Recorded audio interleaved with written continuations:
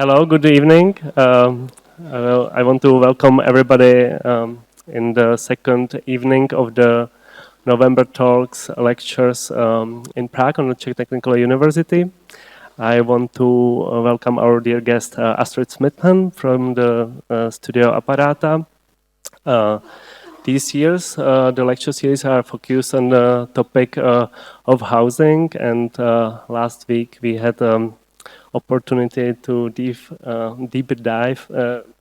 dive deep into the Swedish housing with Mikael Bergqvist, and today we will move virtually to London.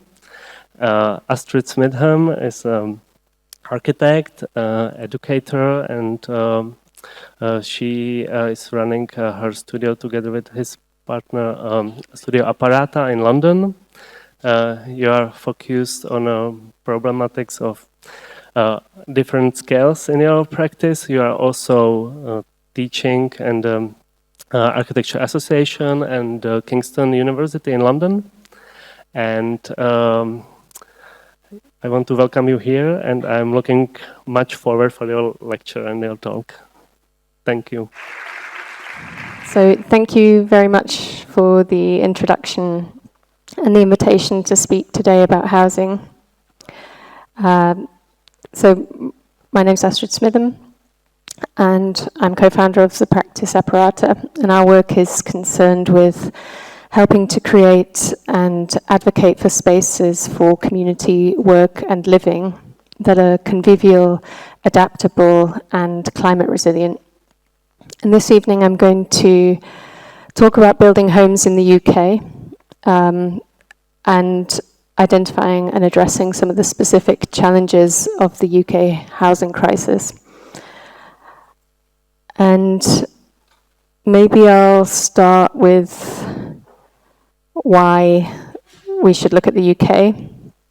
And the reason I think it matters is because it should serve as a warning for when we expect the market to fulfill a nation's housing needs. So most of Europe has a housing crisis, and Britain has one of the worst. So it's a crisis of affordability, availability, and quality. And this report found that the UK had the highest proportion of people spending more than 40% of their income on housing in Europe, so the least affordable. A subsequent report focused on the cost in relation to the quality of homes, the fact that they are smaller than average and located further away from people's place of work. And then these are the homelessness figures for European countries from 2023. So UK is the highest, but actually Czechia's figures are pretty bad too. So there's a lot of people in temporary accommodation, so that might be hotels and bed and breakfasts, and 80,000 households with children that are in temporary accommodation. And this slide goes a little way to explaining the title of this lecture. And what's described with this headline is not an unexpected anomaly of a system that's gone wrong, but it's a system of housing delivery that is working exactly as it was designed to work. So this is where a housing crisis is supposed to be solved by the people that benefit most from the housing crisis, rather than by government intervention. And at the bottom you can see that about 50% of the house sales were assisted by a tax-funded scheme to help people buy property. And it was found that that led to an increase in house prices by 8% and an increase in house builder profits of about 57%. And the crisis can be traced back to another Tory government when Margaret Thatcher introduced the Right to Buy scheme in 1980, which allowed social renters to purchase their home. And that permanently reduced the UK's social housing stock. And the government also introduced rules banning councils from borrowing money to build social housing. So the construction of social housing effectively stopped in the 1990s, which is what you can see at the second dotted line. And ironically, considering the Tory party's ideology around home ownership, rates of home ownership in Britain started dropping in the early 2000s and is now below the EU average. So on the left two boxes is what we currently spend on building homes and what we will start spending in the next few years. And on the right is how much we expect to spend on housing benefit. So trying to tackle the housing crisis.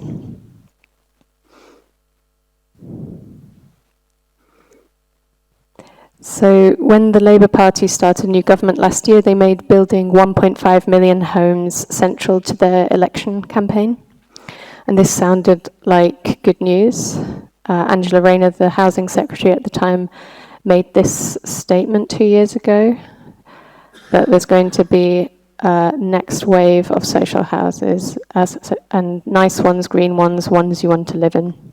But how and what would be delivered remains completely unclear.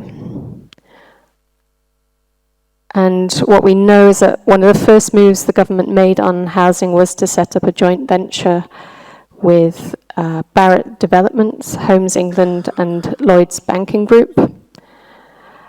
And to explain what that means, this is what Barratt Developments do. They're the UK's biggest house builder, and the majority of their homes look like this.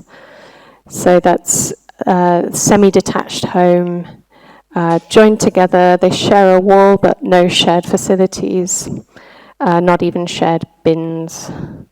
And about 80% of British people live in suburbs, and about a third of British people live in semi-detached homes like this.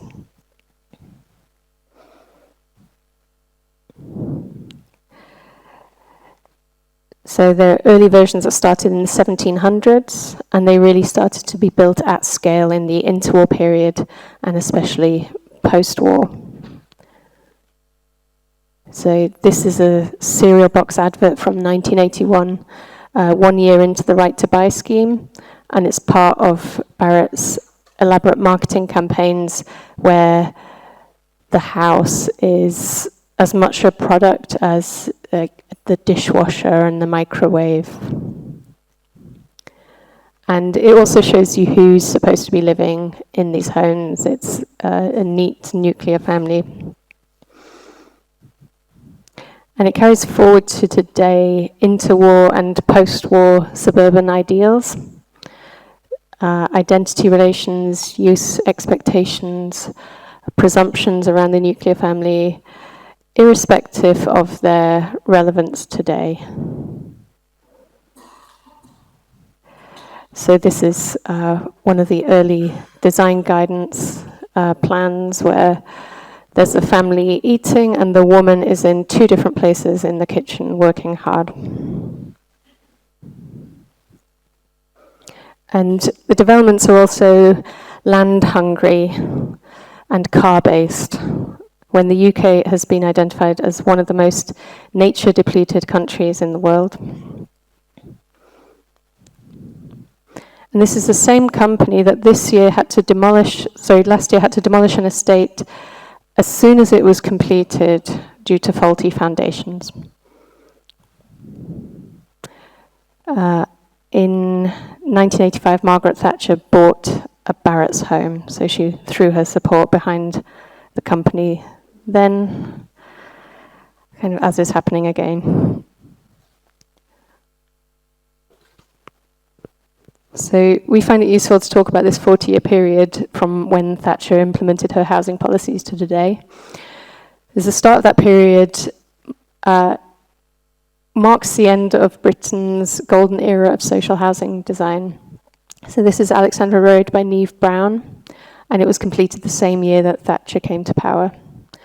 And Maiden Lane Estate was the last of Camden's modernist estates to be completed, and 1982 also marked the completion of the Barbican Centre, So that was a series of really incredible buildings and really progressive approaches to designing housing that came abruptly to an end. And so we've now had a 40-year neoliberal experiment in housing, and that's unfolded economically in terms of land ownership and also in terms of the delivery and the maintenance of buildings. So on the one hand, you have gratuitous displays of luxury and videos selling aspirational lifestyle through luxury amenities. And on the other, councils try to force these same developers to deliver social housing as part of their planning permissions. So social housing becomes a reluctant byproduct of a system rather than a goal in itself. And in one of the most crass examples, there's situations like this one, where the children from the social housing were forbidden from playing in the playground that was built for the homes for private sale. And in this case, it was reversed because of public outrage, but the practice continues with separate entrances, separate staircases. Yeah, too poor to play. And at the same time, we see very low build quality. So Britain has a problem with construction quality, and new reports are commissioned every few years since the 1930s, because as a nation, we haven't been able to significantly improve the sector. So this is from a 1994 report that it's ineffective, adversarial, fragmented. And then what the Grenfell tragedy exposed was the sheer scale of the total lack of care in construction, that every aspect of the construction process. So this could not be considered just a rogue construction firm or manufacturer, but ran through product testing, the issuing of safety certificates, the contractual deflecting of responsibilities, client attitudes to cost, cutting on social housing projects, workmanship, and a cavalier attitude to checking details on site. So every part of delivery was shown to be broken. And another act by Margaret Thatcher was to remove the role of the caretaker, which exacerbated a lack of maintenance. So at worst, this means that homes themselves have become life-threatening. So there was a tragic case not long ago of a child dying due to black mold exposure in a socially rented home. Sorry, this is really bleak. So in the UK, we are dealing with homes that are causing death, and there isn't a debate about the design of housing in any meaningful sense. So one of our goals as a practice has been to draw attention to the absence of design as a public health issue. The absence of design relates to all the issues that I've talked about, but it goes further. This is what we call the emergent UK typology. The last 40 years have seen this floor plan emerge as the dominant typology, which takes different shapes, but at its core is always the same.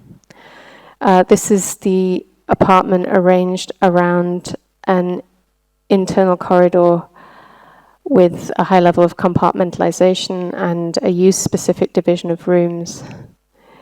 These plans are closely related to one particular set of diagrams on the UK fire regs. The floor plans are tied to fire safety, so they're not flexible. And as the internal corridor is a fixed spine through the apartment. So this diagram is then combined with space standards that are voluntary, and they're not as generous as in other parts of Europe. So these are the space standards overall. There's protections for a bedroom, for the bathroom, and for corridors, but there's no protections for the living room. So the average living room size has shrunk by about 30% over the last 40 years. And that's not without consequence. A 2014 report highlighted the effects of lack of space on child development, mental health, and people's ability to socialize in their homes. COVID-19 tested these homes and found them inadequate in accommodating change and adapting to new circumstances. A lot of homes don't even have space for a desk. And this emergent housing type also continues into the shared spaces of the building, which often results in communal spaces that are narrow and artificially lit. Not spaces where you choose to spend time or speak to your neighbour, and these are very typical of communal spaces in UK housing. So that's your interface with the outside world, with the city. There's a widely reported loneliness epidemic affecting not only the elderly but also young people. And the physical infrastructure of the home is integral to how you form bonds with other people. Best practice guidance in the UK has a chapter devoted to the home as a place of retreat, which sounds straightforward enough, but a big part of that is privacy. Ignoring the fact that for many people the home is not a place that they retreat to at the end of a busy day working in the city, but a place of 24-hour labour, or a place where they're not safe. So who does an emphasis on privacy really serve? Particularly when privacy legitimizes the diminishing of collective space. So once this typology became widespread, a new set of regulations had to be issued by the government to tackle overheating. This typology had created a situation where homes couldn't be cooled and started overheating to a point where it's considered life-threatening. So apartments that would reach 47 degrees and couldn't be cooled. This is a housing manual issued in 1949 by the Ministry of Health. And it says, there's no adequate substitute for a house with a garden for families, as a fact. And in the UK, we have always been very ambivalent about the apartment block as a typology. And so it's been completely neglected. So with the rejection of modernism and this neglect of the apartment block has reached its apex over the last 20 years, squeezed between developer profit margins and regulations that are really too crude. So the last 40 years have proven a profound failure, and housing has become essentially an assemblage of requirements that owes investors rather than homes that support a rich and social life within them.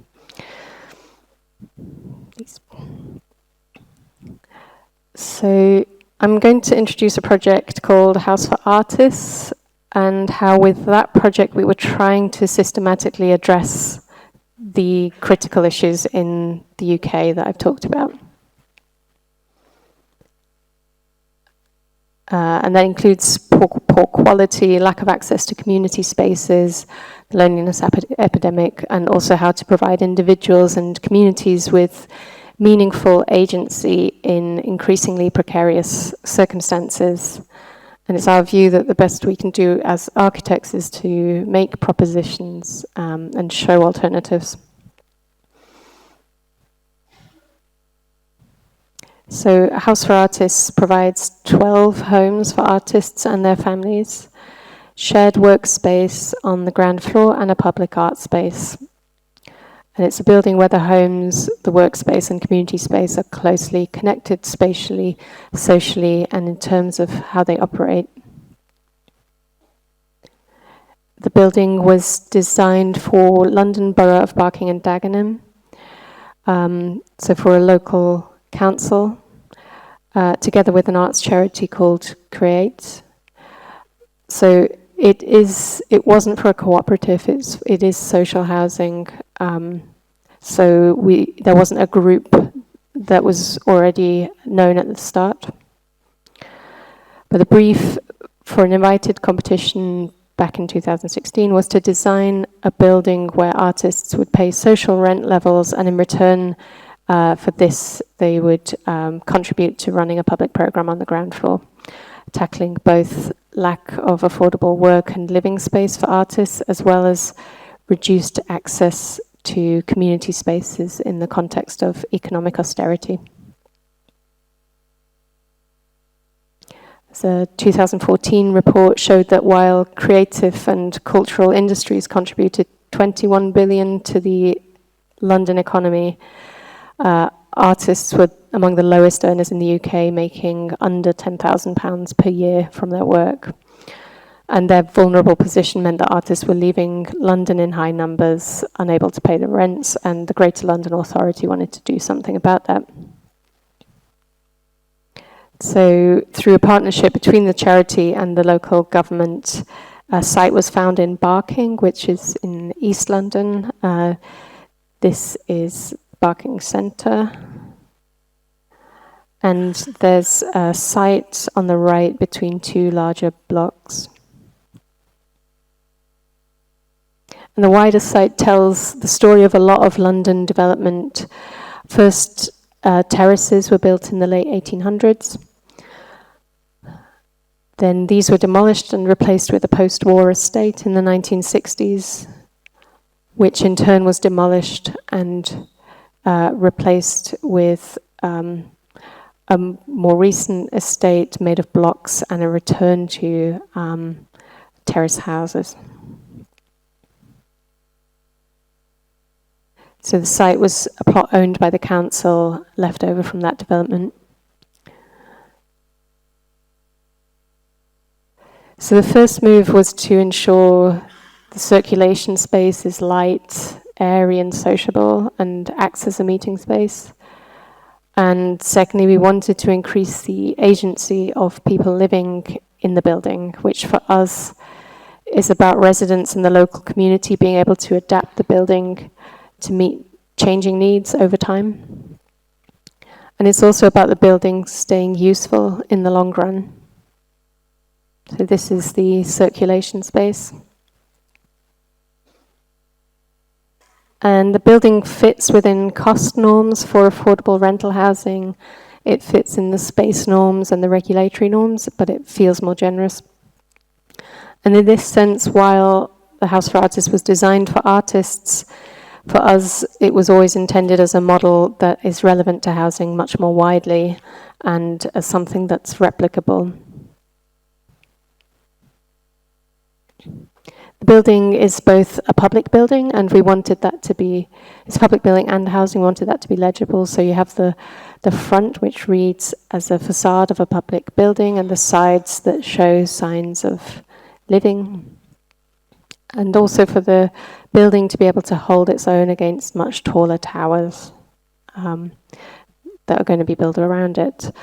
We also wanted the building to have a legible but playful tectonic of stacked shapes that could be enjoyed even by a child.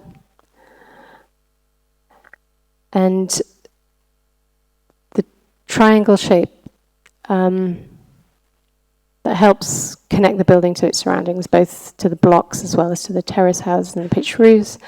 But the shapes always have a use, so that shape is also a double height studio.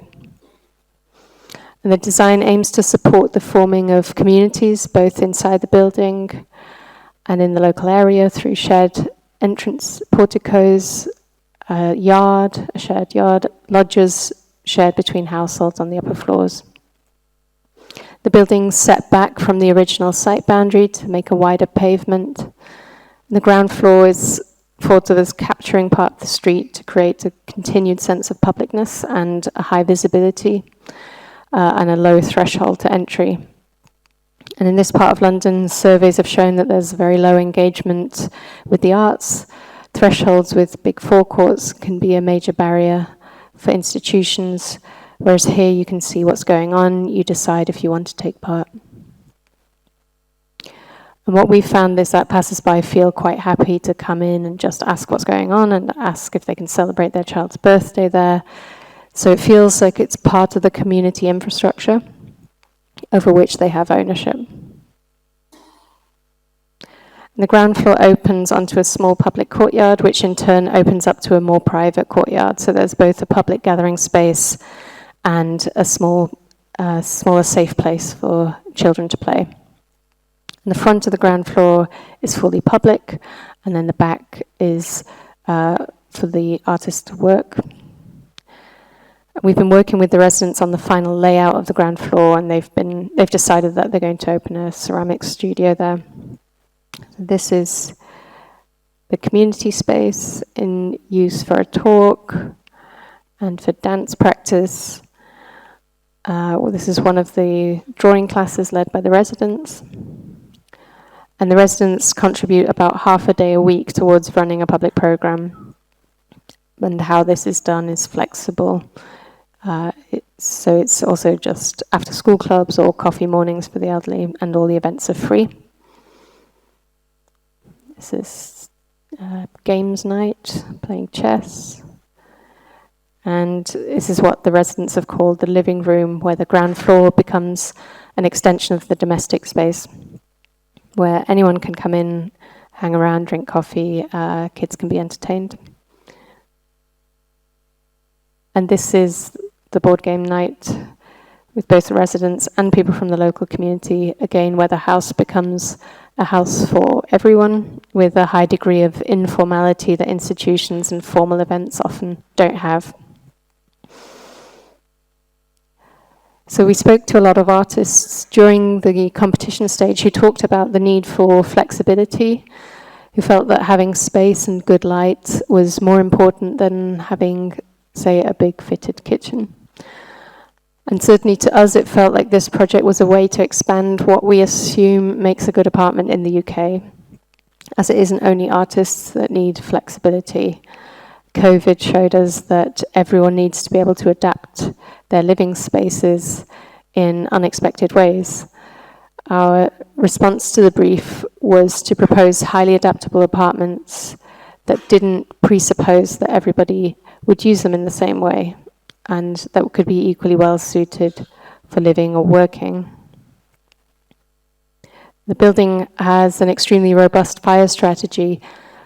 This is enabled by walkways on either side of the building, and they free these apartments up from a fixed internal layout and allow residents to add or remove walls as they see fit.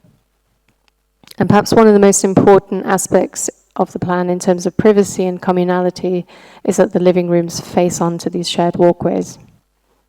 So they simultaneously provide outdoor amenity space and a positive connection to the outdoors. There's no space in the building that we would define as purely circulation. But it's different to just normal deck access in that it can be furnished and people can take ownership of it, so it's not a sterile space that doesn't belong to anyone.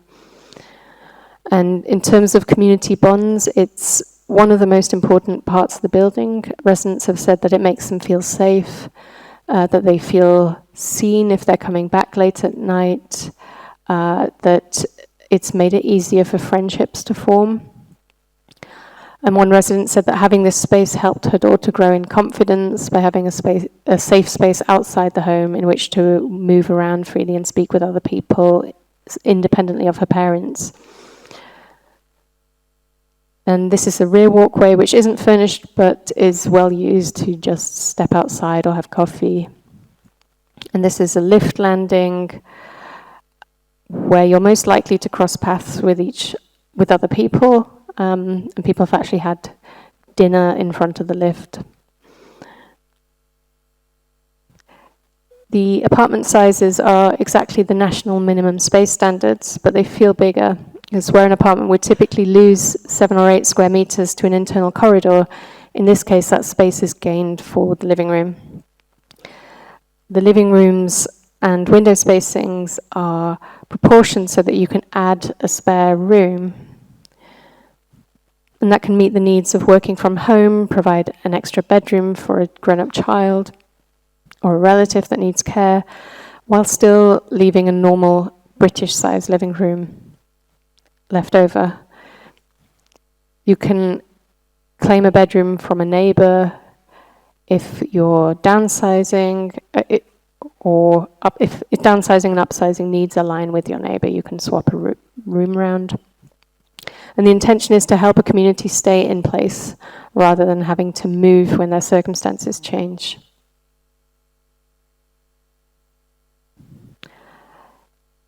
So the materials and the details don't express domesticity, and the floors aren't carpeted as they typically are in the UK. And that's because the spaces are designed to be equally well suited for living or working.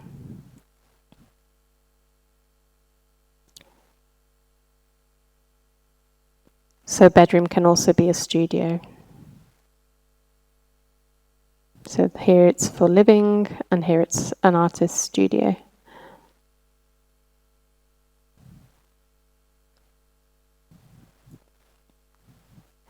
The kitchen is a freestanding piece of furniture that can be moved or rotated or expanded. You can add another sink anywhere along the wall, and residents can choose how much cupboard and shelf space they need, because not everyone needs the same thing. So we think of participation as a lifelong participation between people and the building. As people's needs change, and you can't capture everything in the initial design process. The design process has to anticipate change and empower people to make those changes as they need it. And how to do that with buildings is also to communicate it and make sure it's contractually agreed. So there's a handbook to support the residents with potential configurations and provide information about where pipes are and where you can drill, as the home shouldn't be a mystery. The ceiling is structural, so you can fix equipment to it. And the landlord has agreed that residents can add whatever they like without having to return it to its original condition. And this is extremely unusual in the UK, where renters usually have no rights over their home. So this is also from the handbook. And it's easy to maintain without scaffolding. So maintenance itself can become a shared activity rather than the role of women on their own at home.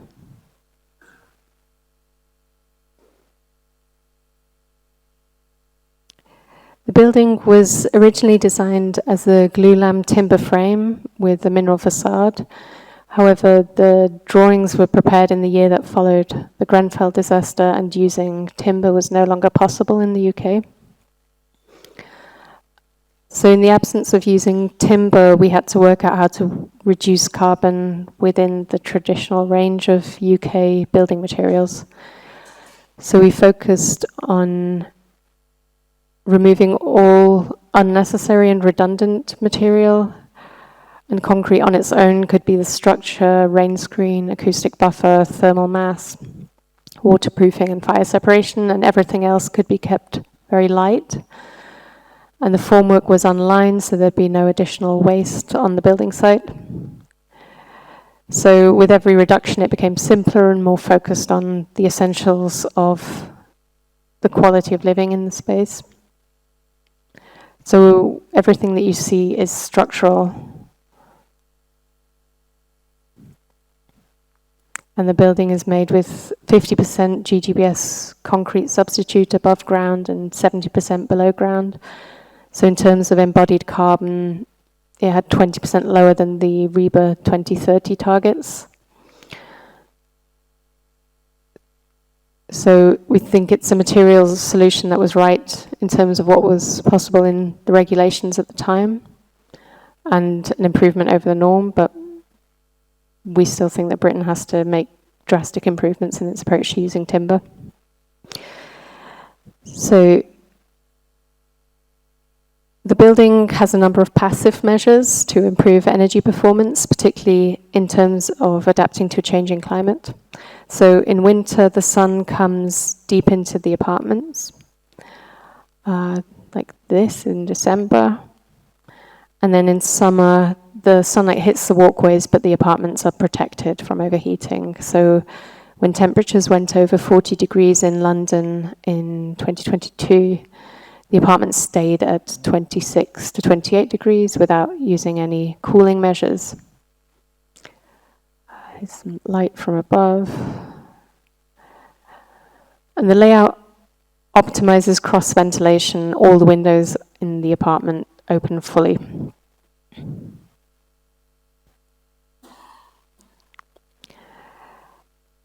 And one floor provides co-housing, which is optional rather than forced, with 2 sets of double doors in the party walls. So together the 2 neighbors can opt to open their apartments to each other, which might be used for co-working or shared parties. But there are also other very important potential uses that address the changing nature of living requirements beyond the idea of the nuclear family. So that might be shared childcare between 2 families, intergenerational living, adjacent living for someone who might need support. And councils sometimes struggle to meet the needs of large families. So here, two-bed apartments can be combined to make a 4-bed or a 5-bed, or a whole floor can be used by an extended family, and to make those changes is cheap and quick.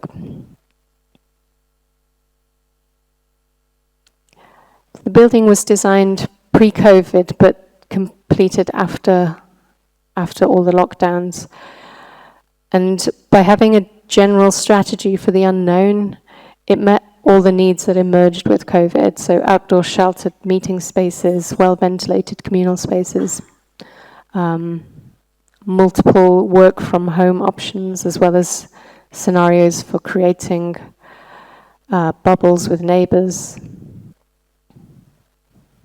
So this is a double height studio space with a patio.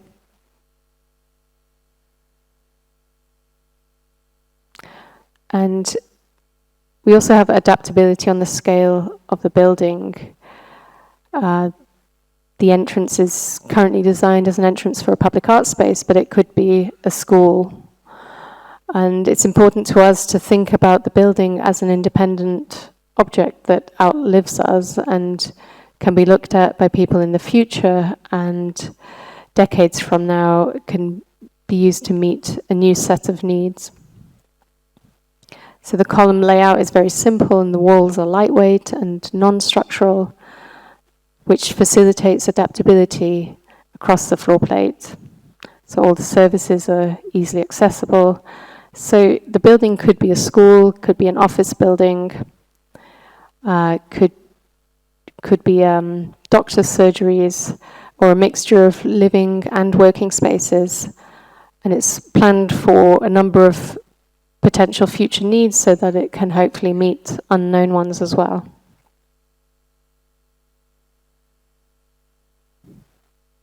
As each building puts forward a vision for a city, and that building and city has to support people in a number of ways.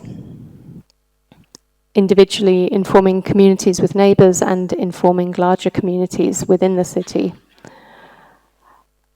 So when we finish a project, we tend to stay involved, and we've built up relationships with the residents. And I'm going to finish with some of the comments from the residents in relation to the building.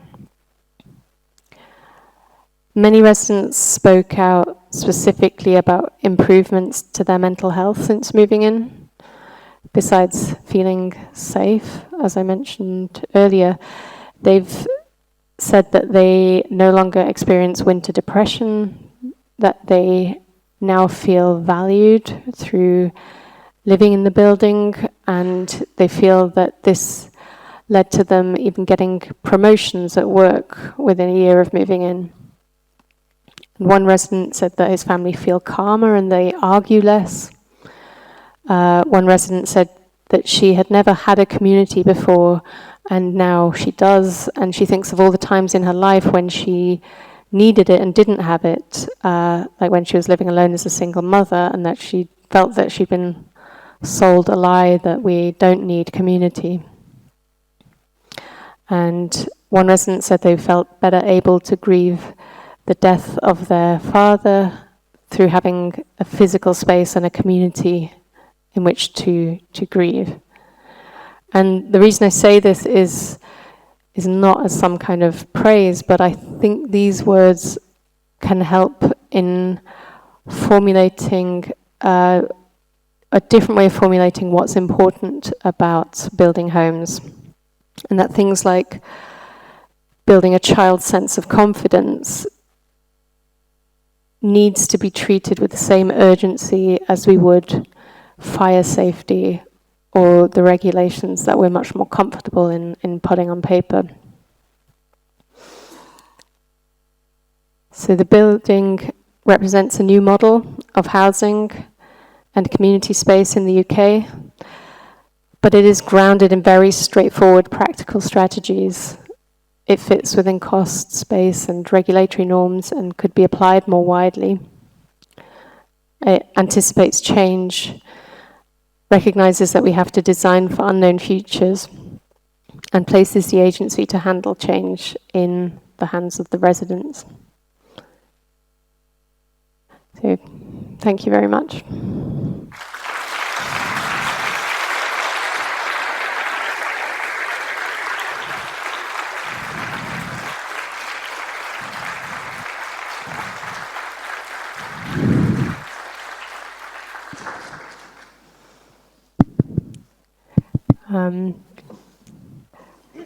Thank you for. I'm here for any questions. Thank you for the lecture. Yeah, now we are open for questions or for a small discussion.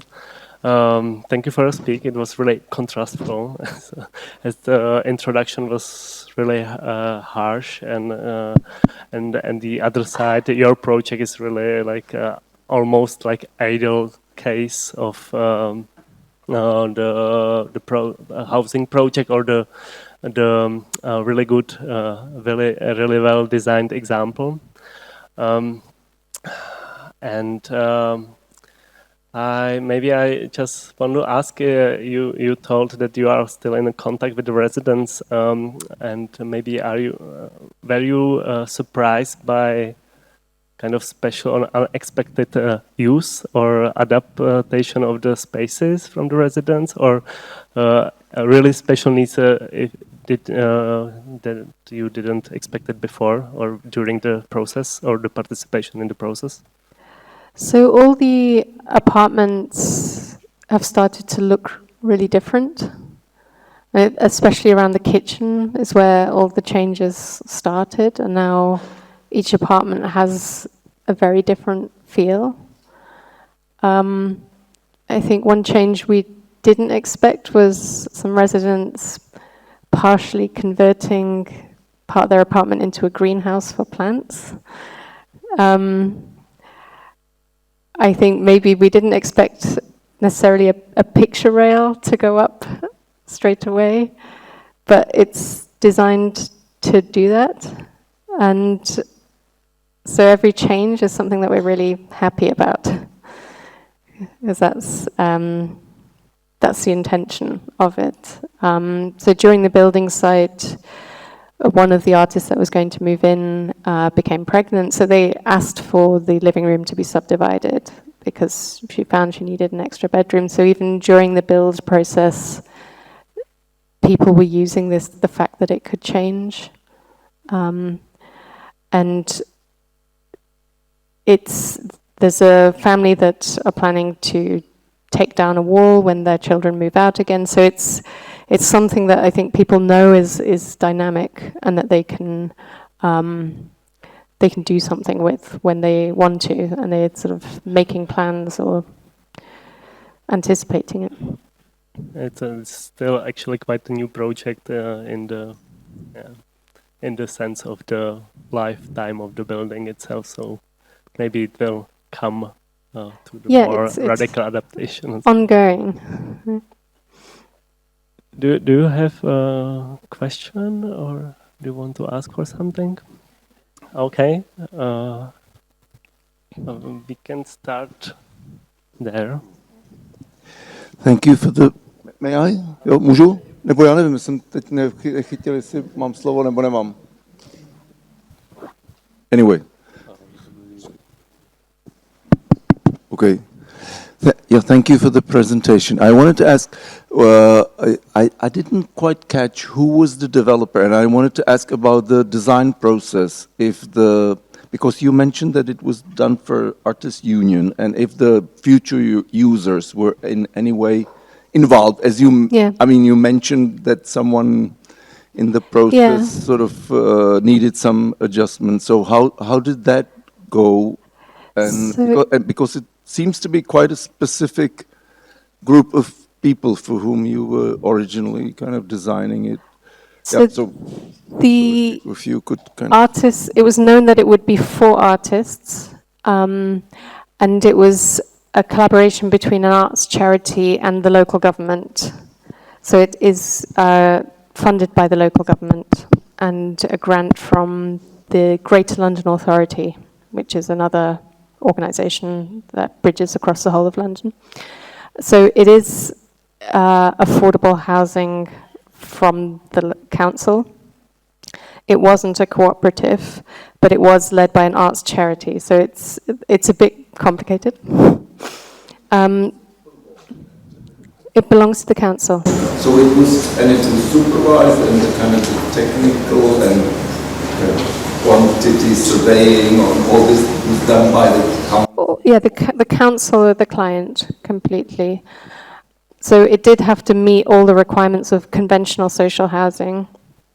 There wasn't a known group of artists at the competition stage, but they were found during the first couple of years. A group was, artists were invited to apply through an open process, and the arts charity helped select who the artist would be. So halfway through the process, we were able to speak with the people that would actually live there, but not right at the beginning. So it had to be designed in quite an open way that would be able to meet the needs of quite a lot of different artists. I suppose part of the question might be, would it also work if it wasn't for artists? Or like, does it? Well, partly, because it seems to me that these are like really specific type of clients. Maybe it might work for those kind of standard client as good as for those. But I would be interested in kind of what is your take on that? Yeah, I think that's, for me, one of the most important things to talk about with other councils. And whenever we show people the building, the artists are always really keen to say that privacy is not an issue.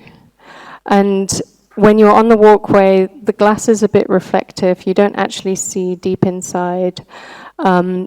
So they feel that they have a positive sense of privacy as far as they need it, but they actually benefit more from the sharing. So their view is that it doesn't rely on being a kind of pre-selected community. And I think there are ways of slightly adjusting it, so it becomes slightly more conventional in terms of this kind of collective life setting, like where do you set the privacy? But I think it's something that the residents still have control over, and that actually trying to counteract loneliness is an important thing in itself, that you can have something very open and you can make it more private, but you can't have something private and then make it more open.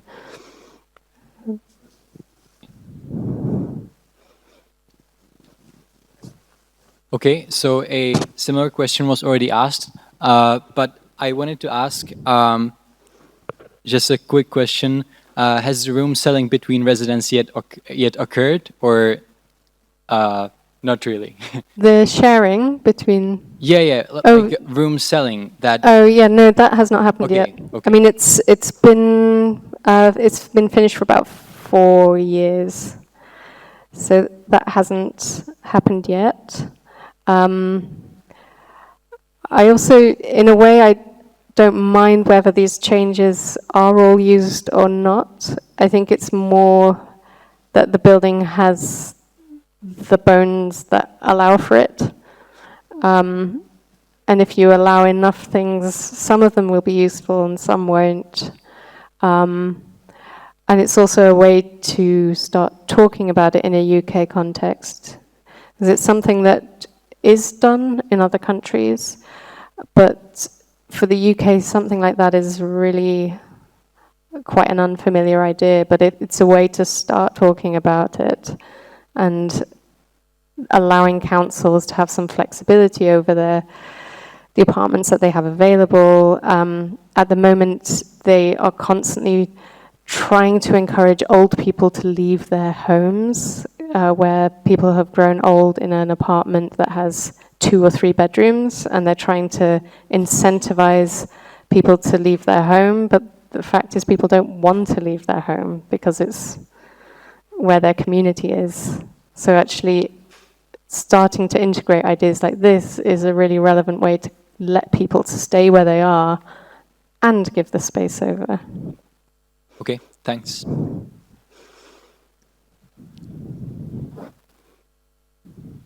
Hi, so I wanted to ask about how do you keep track of who are the residents in the house, or how do you convince the city council to only rent it to artists, and if that's actually something you want to do? So that was part of the brief. So we didn't have to do any convincing on that. I think it's, but it's really relevant around how stable is it in future, because we do still have right to buy in the UK. So when councils build homes, they're always worried that they're going to be forced to sell them off very quickly to this through the right to buy scheme. So this went via a housing association, because these councils tried to set up mechanisms that mean that they don't have to lose all their social homes as soon as they build them. So it's not available for right to buy. So that gives it a certain level of stability. And there was the intention to build into the covenant on the land that it stays in use for artists. The contracts that they have are the best that they can have in terms of giving the residents stability. But yeah, it's important in Britain always to really try to protect something and protect people's rights and allow people to have a certain kind of stability. In my view, this building should stay for the residents that are there for as long as they want to be there. So it's not like short-term residencies, because the last thing artists need is more precarity. But in future, I would want to see this model used just more widely, not necessarily for artists. Thank you. Hi, thanks for the lecture. I've got 2 questions. I hope that's okay. I'll try and make them quick. One is about the size of this community. I think there are 12 flats or 12 rentable units. Yeah.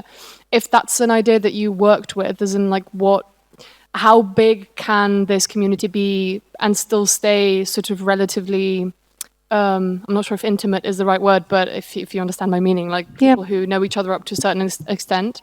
That's one question. And my second question is about the use of timber in construction in the UK and like where it's at right now, because I think, or I know that there are a few, well, there's one specific London-based studio, and they build high-rise, or they design high-rise CLT buildings, and so it is possible. So I was just wondering about how that's all changed since you designed this. And so yeah, there is. Well, I'll answer the last one first. So the timber can be used for offices. Notionally, it can be used for housing as well, but there's changing regulations around the testing process for the timber. So hopefully it will become more straightforward. It can't be used in any way on the outer facade of the building.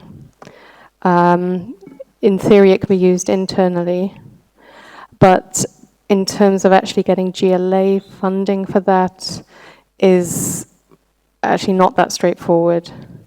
That it's becoming notionally more possible, but in practice still difficult, and it's difficult in terms of getting the building insurances.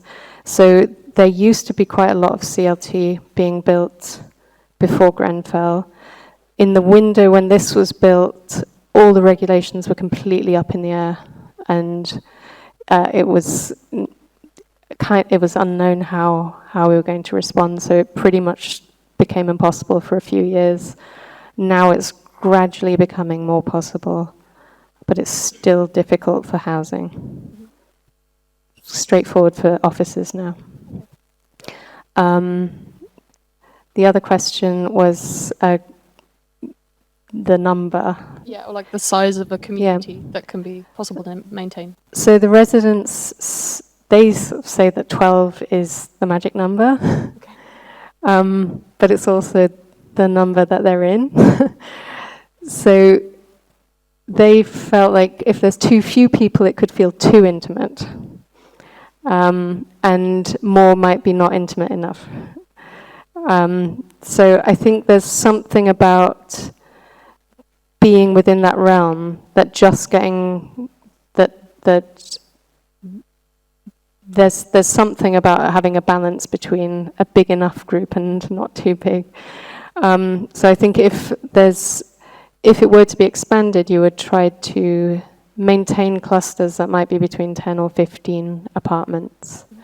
But you could still expand it while maintaining clusters, is how I would imagine it. Thank you. Hello, here. Thank you for the interesting presentation. My question is, you were addressing the connection between housing and health, and along the comments of residents, you really designed a house that is promoting health. So I was wondering, I wanted to ask you about the strategy or the concept or the way you were designing, or the way how you set the strategy, if it was mostly the architects based combined with the community discussion, or if there was also some consultancy, interdisciplinary discussion with psychology, sociology, or some embodied cognition, or thank you. So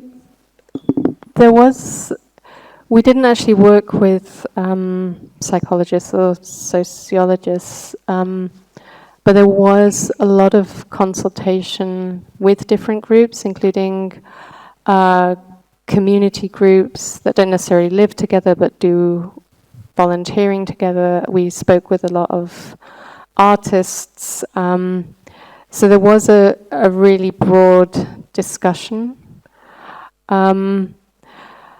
And we'd also done 2 projects previously that were about artists working together in one, and one that was an artist residency, where we had built these informal shared spaces. And so in a sense, there was also what we'd learned from these previous projects and seen how they'd worked, that by providing certain kinds of spaces, it does allow for certain kinds of social interactions to happen. Even if you're not controlling everything, a building can either help or it can hinder. So it felt like we'd sort of observed and learned enough to know that this wasn't experimental, but rather it's things that have been done. And that if you provide enough informal opportunities for people to meet, then they have the choice to form a community or form friendships. But if you physically don't provide any informal spaces to meet, you make it harder for everybody. So we did feel quite strongly that this would be a good place to build a community. I think what we didn't know is that people would really say that it improved their mental health so directly within a year, and that it's not just one household but several. But in the context of the UK, from the first half of the lecture, that's the housing situation that these artists were in, and then it makes sense that it would impact you positively, partly because of the stability, but also that you have a place that's well built and that you have the space to change and that you can use in the way that you want, that has good light, and that's what they all commented on. But yeah, we didn't know for sure that that's how they would respond.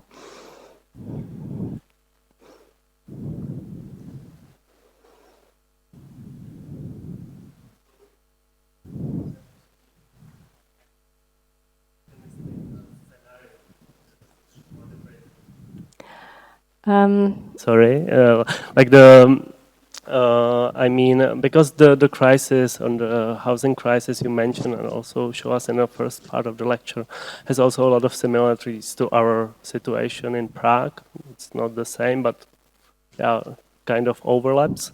And I'm also asking myself, what is the optimistic scenario, or where are the possibilities or the solutions for the situation? Is it in councils? Is it in London, or is it more in small cities in Britain, or is there also like bit like well, you know? I think the solution is doing as many different things at the same time as you can. So I think more social housing, more making it easier for cooperatives to form and get funding and get land, let community groups come together and initiate projects. But mainly it's just huge government investment. And that's just what's not happening right now. But on an optimistic note, I feel like it is possible. And with this graph with how much we spend on capital build and how much we spend on housing benefit, within that 35 billion that we spend on housing benefit at the moment, about 40%, I'm trying to it's hard to get accurate figures, but a huge amount, like maybe as much as 14 or 15 billion goes to private landlords, because we have so little housing that we're using taxpayer money to pay to private landlords to house people. So we're really just pissing money away. And it feels like somewhere in that there is notionally a budget where you could say, if we spend that, then we can stop just giving it away to private landlords. That actually paying for it as a kind of public good for everybody can also just pay for itself with enough time. So I think it is possible to solve the housing crisis.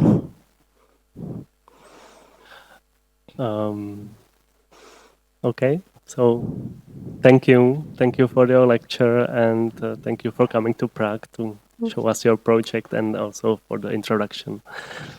Thank you.